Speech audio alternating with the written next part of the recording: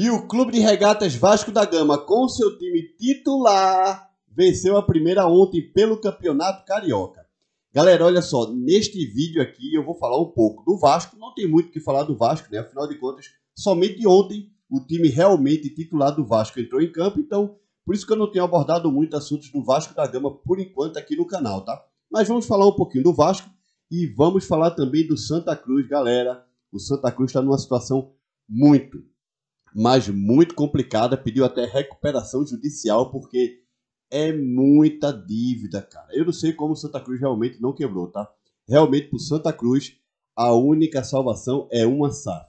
Olha só, galera, hoje eu tô gravando um vídeo com a camisa do Real Madrid, tá? Os vídeos que eu gravar hoje é dia 26 de 1, todos os vídeos que eu gravar hoje serão com a camisa do Real Madrid, em homenagem ao Vinícius Júnior, que mais uma vez sofreu atos racistas na Europa. A UEFA não faz nada, a FIFA não faz nada. Vamos ver se a La Liga vai fazer alguma coisa agora, porque realmente, pessoal, estamos em 2023, cara, por favor. E a mesma coisa serve para a Conmebol, tá? Que aqui no nosso futebol, né, na nossa briga aí sul-americana, a Conmebol também não faz nada contra argentinos, uruguaios, paraguaios, principalmente os argentinos, que vivem chamando os brasileiros de mono. Para quem não sabe, mono é macaco em espanhol, né? E jogam banana, pintam miséria. Seja lá na Argentina ou até fora da Argentina, tá? Os caras até têm a ousadia de vir pro Brasil e tirar uma ondinha dessa. Até que no dia acontecer realmente uma barbaridade, e aí, de quem vai ser a culpa? Da Conmebol? Da FIFA? Da CBF? Da AFA? De quem será a culpa? Enfim, estamos todos de olho, tá? Vamos falar sobre esses assuntos, Vasco e Santa Cruz, neste vídeo.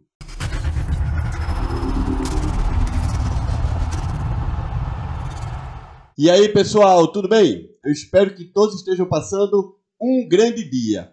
Você sabe o que significa uma recuperação judicial? Recuperação judicial é o processo por meio do qual uma empresa em crise econômico-financeira busca renegociar dívidas e pagamentos junto aos credores, colaboradores e fornecedores. O objetivo da recuperação judicial é a manutenção da atividade econômica, dos empregos e da função social da empresa. Meus amigos, eu fiquei espantado realmente com a quantidade de dívida que tem o Santa Cruz, tá?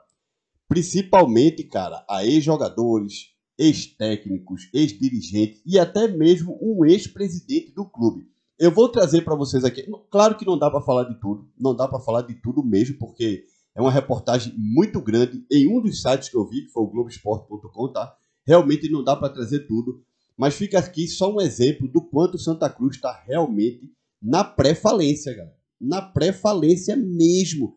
E somente uma SAF, um investidor forte, que queira realmente resgatar o Santa Cruz, para, claro, no futuro, digamos assim, colher frutos também, né? Porque se o pessoal vai pôr dinheiro, tem que ganhar, não é? Mas só mesmo uma SAF para tirar o Santa Cruz da total lama que ele se encontra atualmente. Para você que não sabe, o Santa Cruz hoje é o 8º colocado do Campeonato Pernambucano, tá? 8º. Tudo bem, tem menos jogos do que outras equipes no campeonato, a tabela ainda está um pouco confusa, mas mesmo assim está apenas na 8ª colocação do campeonato estadual, tá? Realmente muito preocupante. Vamos dar uma olhada agora em algumas dívidas que o Santa Cruz tem com ex-atletas, dirigentes, treinadores e por aí vai. Dá só uma olhada. As informações eu vi no podcast 1914, tá? No perfil deles no Twitter. Por acaso você é torcedor do Santa Cruz, recomendo que você siga essa página no Twitter, tá bem? Podcast 1914. Aí vocês podem ver Walter e Renatinho, né? Walter que passou recentemente pelo Santa Cruz e Renatinho que foi da base do Santa, tá? A dívida com Walter é no valor de pouco mais de 49 mil reais. E com o Renatinho, praticamente R$1,5 milhão de reais, galera. Como é que pode, né? Um jogador da base e o Santa Cruz dever ao rapaz quase R$1,5 milhão de reais. Agora vocês estão vendo aí mais dois jogadores, né? O Rodinei, que a dívida é de R$135 mil, e o Nininho, uma dívida pouco superior a R$390 mil. Mais um jogador do Santa aí, o zagueiro Jaime, dívida pouco superior a R$197 mil. e ao grande Givanildo Oliveira. Cara, essa foto do Givanildo é emblemática, né? A dívida com o velho Giva gira em torno de 253 mil reais. Esse aí que vocês estão vendo agora é o Constantino Júnior, do lado esquerdo, né? Ex-presidente do Santa Cruz. E a dívida com Constantino é de 885 mil reais. Realmente impressionante. E com Fabiano Melo, executivo de futebol, 112 mil reais de dívida. Agora mais dois jogadores, como por exemplo Léo Botelho, uma dívida de quase 1 milhão de reais, cara. 967 mil reais. E do elenco atual, não é? O Anthony, 65 mil reais. Cara, como é que você deve a um jogador quase 1 milhão de reais, bicho? É impressionante. E para terminar, mais 3 exemplos, tá? O volante Derlei, que também jogou na equipe do Clube Náutico Capibaribe, a dívida com Derlei chega a pouco mais de 350 mil reais. Ataíde, cara, que foi ex-jogador do Santa Cruz, ex-gerente de futebol e atual coordenador de modalidade. Aliás, coordenador técnico, né? Da base, coordenador técnico da base do Santa Cruz.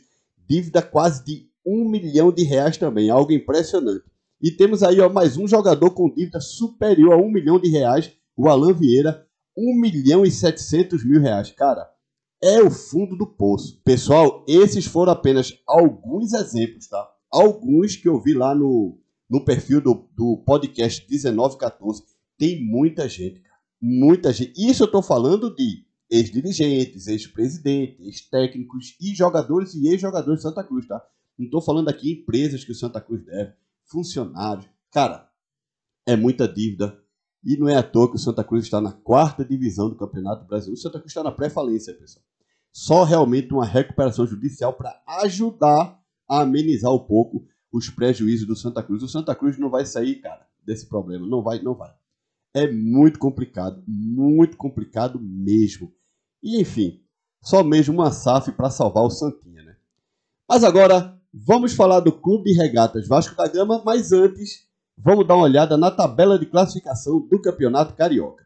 Como vocês podem ver aí, o Vasco está na 5ª colocação. Nessa tabela, eu só classifiquei os 8 primeiros, tá, galera? Eu não coloquei tudo, não. Só os 8 primeiros, tá? Em primeiro, a gente vê o Flamengo com 11 pontos, o Fluminense em segundo com 9 pontos, o Bangu em terceiro com 8 pontos, o Volta Redonda em quarto com 7 pontos, e aí vem o Vasco em 5º lugar com 5 pontos, o Audax em 6º lugar com 5 pontos, o Botafogo em 7º lugar com 3 pontos, e a Portuguesa, que perdeu para o Vasco ontem por 2-0, em 8º lugar com 3 pontos.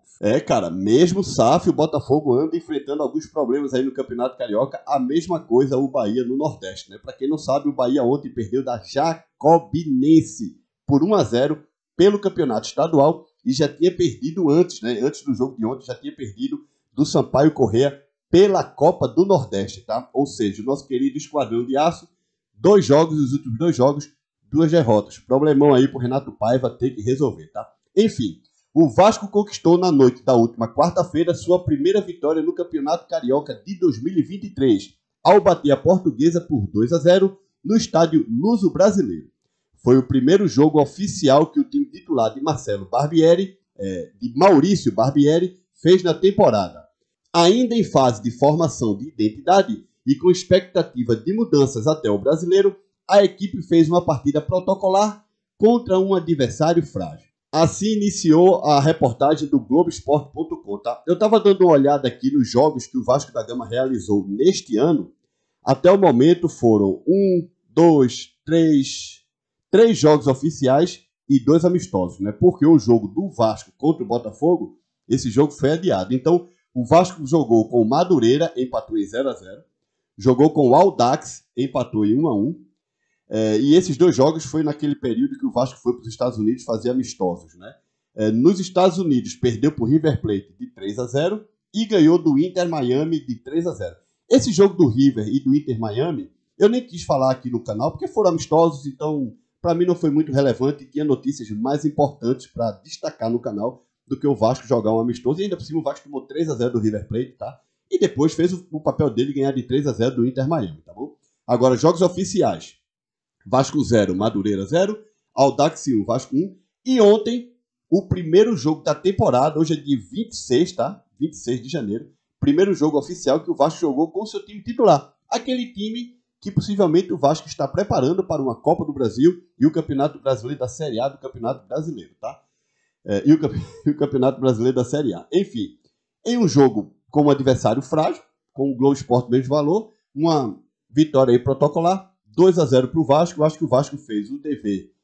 Não vou dizer dever de casa, porque o Vasco jogou fora, né? Mas fez o que tinha que fazer mesmo, vencer perante um adversário frágil, né?